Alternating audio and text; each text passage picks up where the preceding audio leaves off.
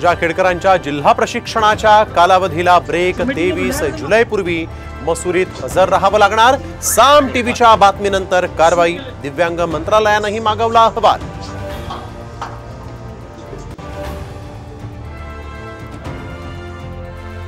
शाहू महाराजांकडून विशाळगडावरील मशिदीतील तोडफोडीची पाहणी, तर शाहू महाराजांना रोखणं हा महाराष्ट्राचा अपमान, आव्हाडांकडून निषेध।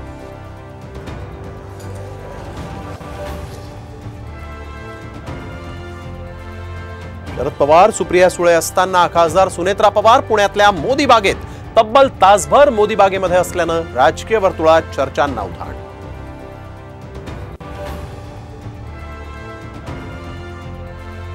विधान परिषदेतल्या क्रॉस वोटिंगवरून काँग्रेस आमदारांमध्ये धाकधूक, कारवाईचा प्रस्ताव हायकमांडकडे पाठवल्याची वडेट्टीवार यांची माहिती।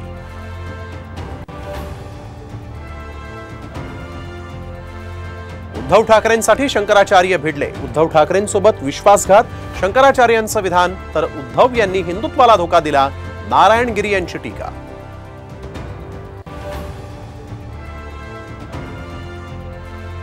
आषाढी एकादशी निमित्त पंढरीत वारकऱ्यांचा महापूर, विठुरायाच्या दर्शनासाठी लाखो भाविक पंढरपुरात दाखल।